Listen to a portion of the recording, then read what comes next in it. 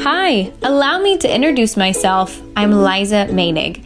After having spent most of my life on and off the mission field, having been raised in the church, and having gone through my own abusive relationships with men and come out the other side, I've realized one important thing in life. A relationship with God is vital. The problem is that we have a lot of religion and legalism in this world, giving us a long to-do list of what we can and cannot do, especially for us ladies.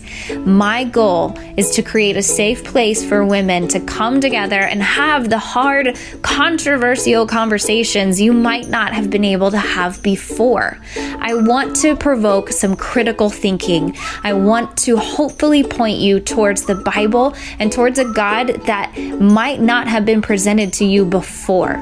I want us to leave the religion and the legalism behind and be left with a healthy relationship with God. It's time to become who you were meant to be. It's time to become a warrior. Okay, warriors, it's the end of October. We are wrapping up our series on unfulfilled promises and unanswered prayers. This series has been so good. I put feelers out there on social media, just asking who would be willing to come forth and share their story. And the response was unreal. Honestly, I was shocked at how many people were willing to not only boldly and vulnerably share their story, but wanted to have this conversation. So it only further proved to me how important this topic is. So for those of you who reached out and I didn't get back with you, or I said no, it doesn't mean no forever. It just means no for right now. This is a topic like many others that we could recircle at any time, but it is the end of the month. We do need to move on. I love the diversity that we've had in all of these guest speakers. I probably could have had another guest speaker on today, but I decided to end it solo. I was so impressed with the diversity and the stories of women who, because of unanswered prayers and unfulfilled promises, prophecy, they shut their emotions off, and they talked about how it affected them personally and spiritually. They had the promises and prophetic words about husbands and about what they were going to do in life, and it didn't happen that way. It's very real to everybody. I don't care who you are, how long you have or have not been saved. You have something that is not a fulfilled promise, a fulfilled prophecy. You have those prayers that are unanswered or they seem unanswered. So I just wanted to close this by expanding on some of the really powerful stories that we've had so far. I know one story that I related to the most was last week. One of my friends came on and just talked about how she totally shut off her emotions because her prayers were going unanswered. And through the disappointment of those unanswered prayers, she didn't allow herself to feel feelings. She started using logic, reason, practicality as the way to navigate through life, as opposed to allowing herself to deal with the hurt, the grief of what happened in that situation and taking it to the Lord. She just turned it off. And I relate to that the most for sure. I know I've talked about many times on the podcast just different ways that I responded to situations and trauma in my own life. And it's always seemingly easier to not feel. But what's incredible is that when you numb yourself, when you disconnect from people, from yourself even, and from the Lord, you actually make your life way harder than it has to be. What I've learned is when I started shutting off my emotions, it was a very conscious decision. I was in middle school and my parents were going through a really tough time. And I very well remember sitting on my bed crying. And I had this thought, and it was, what is crying doing to solve the problem? Is this helping my parents' marriage? Is this helping my brother and sister get through it? And the answer seemed to be no. I didn't want myself to cry. And when I would catch myself going there, I would say no. And I started disrespecting people who would cry. And when I saw that, I just thought, ugh, that's so weak. And that is pointless. And that solves nothing. It does nothing for anyone in life other than makes people then have to take a break from trying to solve the problem at hand, only to come and console you. So it was very weak to me, and I consciously started looking at the people in the room in any situation in life who seemed like they had it all together. The ones who didn't show a whole lot of emotions. And I will say there is a time and a place for your emotions. I think there's definitely a time where you kind of set it aside and you deal with the thing at hand. It's not okay to be a basket case all the time, but it is important that you go back and recircle what happened and recircle how did that truly make me feel. In situations, I was looking to the ones who seemed tough, who were quiet and calm and logical. And because I respected that, I put emphasis on it. So I would look to those people and I would make myself seem like that person. Now, I'm naturally emotional, which I think some people are much more emotional than others, and that's okay. I think naturally I have a lot of emotions. So in my attempt to not deal with what I was truly feeling inside, it came out in other ways. So I truly believe your mind, body, soul, spirit is connected. They all affect each other. When you have one that is misfiring, it sends signals to the rest of you and it's saying, hey, something is wrong. And if you are not connected to your body, to your mind, to who you are and the Lord, you aren't going to be able to recognize when your body, when your mind, when your spirit is starving and crying out, hey, somebody help. I need to get back in line here. And if you're not careful, everything else will get out of whack. So when I had trauma happen in my life, because I so valued just logically dealing with it, practically dealing with it, and I so emphasized not allowing myself to cry, not allowing myself to have any kind of emotion other than what seemed tough and strong, I was not dealing with anything. I wasn't taking it before the Lord, because when you react to things in the physical realm, to situations, to people, to life in general, how you react to that in the physical realm, whether you mean to or not, it's typically how you are going to react to God in the spirit realm.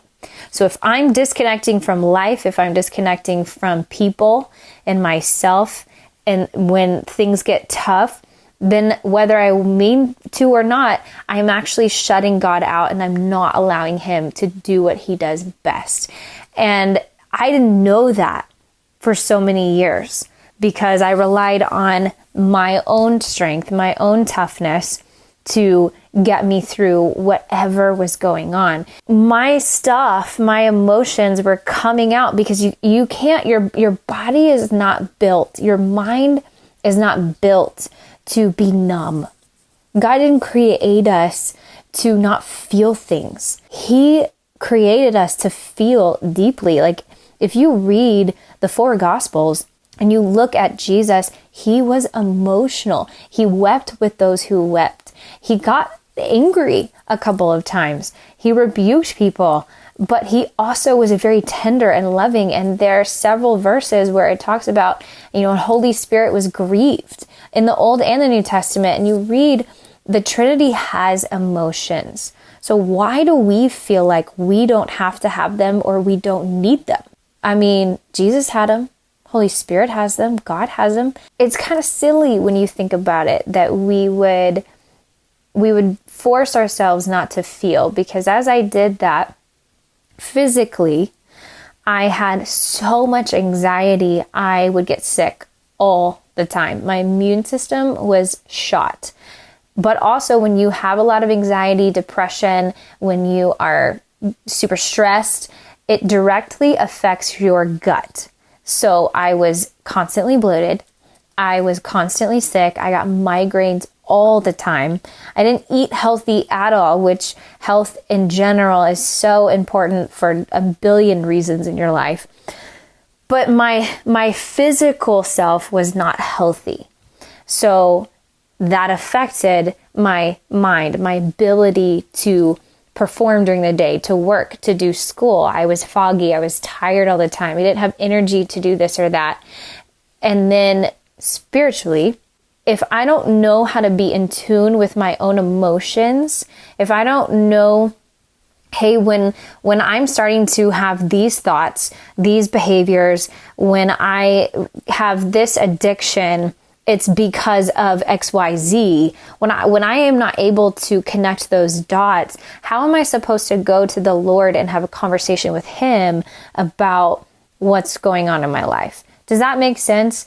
My prayers were usually at that point in time just, oh, God, get me out of this. Why are you doing this to me? Why can't you make it stop? And I can't do this. Please help. And they were very desperate victim mentality kind of prayers. And it was very much like, hey, God, I need you to do this for me. Those were my prayers. So that's not really much of a relationship. Like, yes, God has grace, and yes, God steps in at the weirdest times, and He just does something unpredictably when we least expect it, and that's amazing. But it's not much of a relationship. It's hard to be in tune with God and what He's saying and what He's doing when you can't feel. When you have trained your body and your mind to be numb, when you have trained yourself to only see through a certain lens, how are you seeing through God's lens? And how are you seeing through the lens of the truth and the Bible? Does that make sense? When I thought I was numb and I was tough, I was still very angry all the time. I would get in fights with people all the time. Again, my health was totally shot. I chose the busyness of life, which I feel like, especially here in America, is such a big deal. We make ourselves really busy and we get lost in a very loud world because we don't know what to do with our own thoughts. And we don't know how to get before the Lord and get quiet. And I still struggle with that, honestly, because I will find myself when I am not wanting to let myself really feel and deal with whatever situation I'm facing, I start to make myself super busy. I start to, whether it's work, which it usually is, or it's social and I'm going out with people all the time. But I also notice that I get fatigued, that I will get anxious and my hands will start to shake. And I've learned to be aware and in tune with my body. So when certain behaviors arise, I go, oh, something's wrong. I am not dealing with something. So therefore, I've got to take it before the Lord and say, okay, God, what's the thing that I'm not dealing with? What's the thing that I'm not letting myself feel? And sometimes the Lord speaks and I hear it so clearly and I just know pretty quickly, oh, it's XYZ that is causing all of these behaviors. It's causing this mindset, and I'm able to tackle that in prayer. But sometimes it takes a minute. Sometimes it's a process. For me, what I do is I have a journal. I have lots of journals, actually. But I have journals where I kind of document when I started to notice that I'm not okay. What do I do? And I know I've said it before, my mind races, it's hard to go to sleep. So therefore, I start taking a lot of melatonin. My caffeine intake increases with coffee. And I've learned to get in tune with my body. And when I am seeing myself have these kinds of behaviors, then I can recognize I'm not allowing myself to deal with or feel something. And for you, it could look totally different from how it does with me. You could have totally different behaviors. It could be an addiction. A lot of people will go to sex or porn or, drinking, drugs, or just simply work. and work can look really good. It can look like you are an accomplished person. It can look like you are the best minister or missionary ever, when really you're just running from something and you're not letting yourself connect to it. So this is something that I'm preaching, and honestly, I'm in the middle of a really hard stuff right now, just to be super vulnerable. Everything is so busy, it's hard to get alone and to just stop and go, okay, God, I'm seeing myself go back to those patterns that I tend to have. And that's honestly one reason why I am recording this podcast right now by myself instead of having a guest speaker on, is because I'm honestly making myself preach through this whole thing. I know that if I can pause, and sometimes pause is so hard, because even in the last few weeks, I have tried to get away and do the things that I know is healthy. Because that's another thing I would encourage you to do is, one, definitely start writing down, what do you do when you get stressed? What do you do when you are trying to run and escape, avoid things? But then come up with something healthy to do instead. So I found myself the last couple weeks trying to do the things that I know bring fulfillment, I know is helpful and healthy to me, and just kind of pushes the reset button. But to get away from my phone, to get away from social media, that's really hard. And I found myself even in a yoga session the other day. I was trying to do an hour, and my phone was blowing up with friends and with work and social media stuff. And you want to pause what you're doing just to go check your phone. But I've gotten to where that airplane mode on your phone is so valuable. It really is. It makes you put things down, slow down, and feel. I cannot stress to you enough that when you allow yourself to feel things in private with the Lord, you will become a lot more stable in public with other people. The more stable I try to be in front of other people, the more messy my life is in private. Does that make sense? Because in private, that's when people get into those addictions like porn and sex and drinking and drugs, or you get into just binge watching TV for hours and hours, which seems totally harmless, but it's an escape. So it can look very serious, or it can look like it's not a big deal or a sin at all. But what you're doing is the same thing. It's still avoidance. It's still a scapegoat. It's still not healthy. When I look tough, when I look like I've got it all together on the outside in front of everybody else, I know I'm not okay by what I'm saying and doing in private. We have to flip the script. We have to focus on private life first. What are you doing in private? What are your conversations with the Lord in private? And then that will start to leak out into public. When you can get right on the inside, I know it's such a cliche thing to say, especially for believers, but when you can get right on the inside and get clean on the inside, then you don't really have to do very much on the outside, because it's the outside is clean. It speaks for itself. If you are good at your core, if you are dealing with things privately and fighting through things privately, it's going to show. The fruit of that is going to show in public.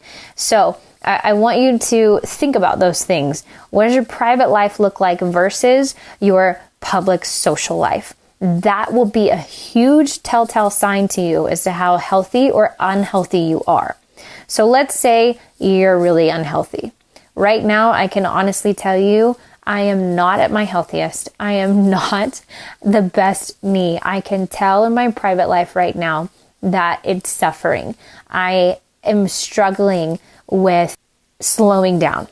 When you're aware of that, there's no shame in it. That's another thing that I really want to encourage people in is once you start to connect dots, there should never be shame, because God doesn't do that to us. There's no shame in Jesus Christ, period. But when we are aware, we are now responsible. If you weren't aware before, that's one thing, but now that you are responsible for working that out with the Lord. And it may not be an overnight Instapot experience. It might be a process that the Lord takes you through, and that is perfectly fine. No matter what you've been through, no matter the trauma, no matter the amount of unanswered prayers or the unfulfilled promises, whatever it is in your life that has caused you to shut your feelings off, I would really encourage you to start examining what that is. Unanswered prayers will kill you if you let it.